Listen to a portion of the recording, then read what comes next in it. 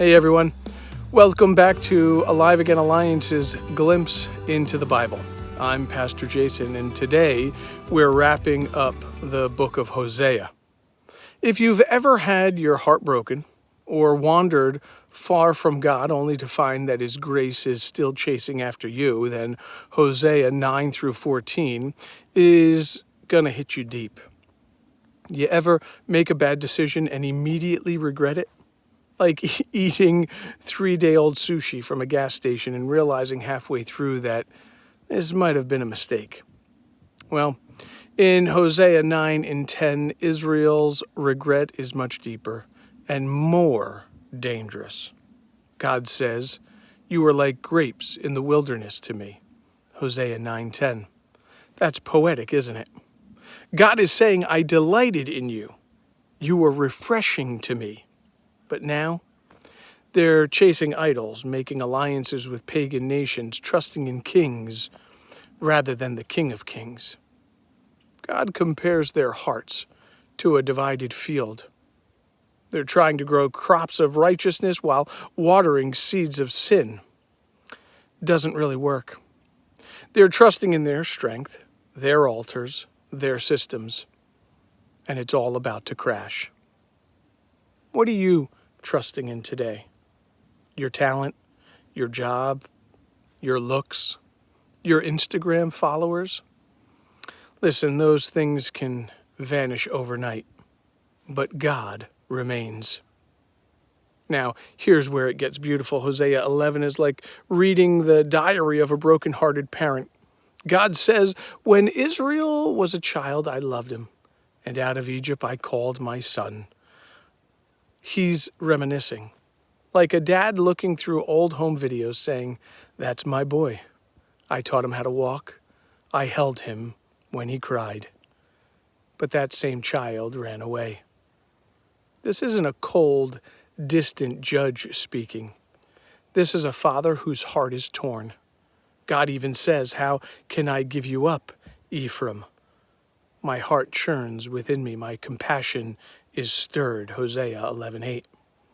God's not looking for a reason to destroy us. He's looking for a reason to restore us. Isn't that amazing?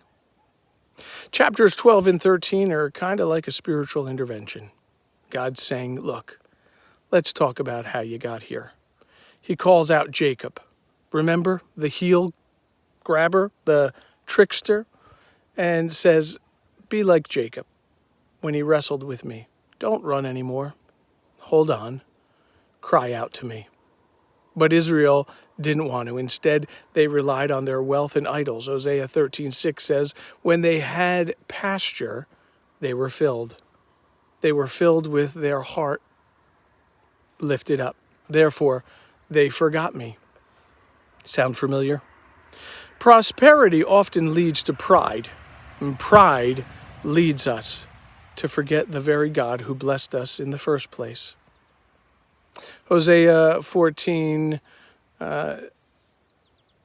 ends not with thunder, but with tenderness. Chapter 14 is a love letter. It's God saying, "Come back to me. I'll heal your backsliding. I'll love you freely." Hosea 14:4. Let me say that again. I will love them freely, not based on your performance, not after you clean up your mess, but freely. That's grace. God says you'll be like a tree with deep roots and abundant fruit, like a lily blooming in the valley, like olive trees and sweet wine. In other words, God takes dry, broken people and makes them beautiful again. Maybe today you're the wanderer. You've drifted. You've filled your life with idols, maybe not statues, but status, stuff, success. You know what I mean. But God still calls us. He's not angry and waiting with a lightning bolt. He's a father waiting with open arms.